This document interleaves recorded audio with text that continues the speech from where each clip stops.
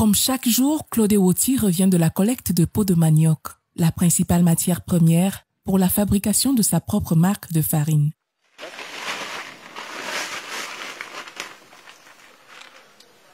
C'est comme ça que le procédé commence. Nettoyer la membrane fine. Elle n'est pas utile. C'est la peau blanche et la peau rouge qui sont utiles.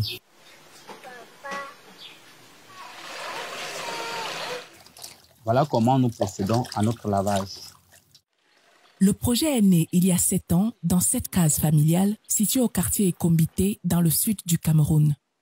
Pâtissier de formation, Claude voyait dans les épluchures de manioc bien plus que de la simple nourriture pour les porcs.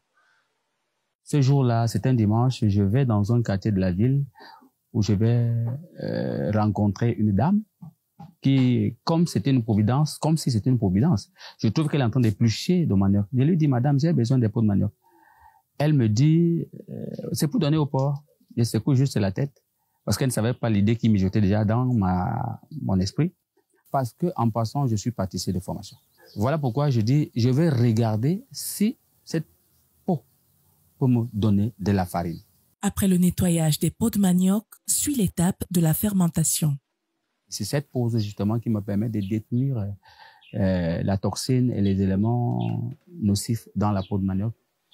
Parce que la peau de manioc a un poison à l'intérieur. Il faut détruire. Et lorsqu'on a détruit cette toxine, ça permet qu'on ait une farine saine. Après combien de temps? Après 1 mois. C'est-à-dire après 1 mois séquentiel, c'est-à-dire 15 jours et 15 jours. Ici, je vous présente les peaux de manioc à la couleur blanche. Déjà nettoyées, lavées, traitées et séchées, prêtes à être écrasées. Selon le jeune entrepreneur, la farine moulue à base de peau de manioc a des apports nutritifs plus importants que ceux de la farine de blé. Oui, je peux dire que c'est une révolution. Hein. Parce que mes aînés me disaient, à chaque décennie, il y a quelque chose qui change. Et moi, je pense que c'est le moment de changer des choses au travers de cette farine. Déjà qui regorge beaucoup d'éléments que le blé n'a pas. On a le potassium, on a le calcium, on a le fer, on a le fibres, on a le zinc, on a la vitamine C, on a la vitamine D. Autant d'éléments nutritifs.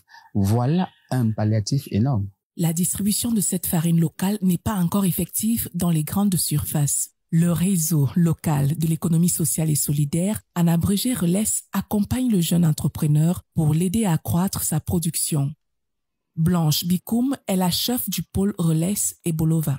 Cette interface entre les producteurs et les consommateurs, entre les producteurs et les entrepreneurs, nous pensons que c'est une innovation qui devrait faire en sorte que la population du Sud s'en sorte. Pourquoi? Parce que nous cultivons beaucoup le manioc au Sud.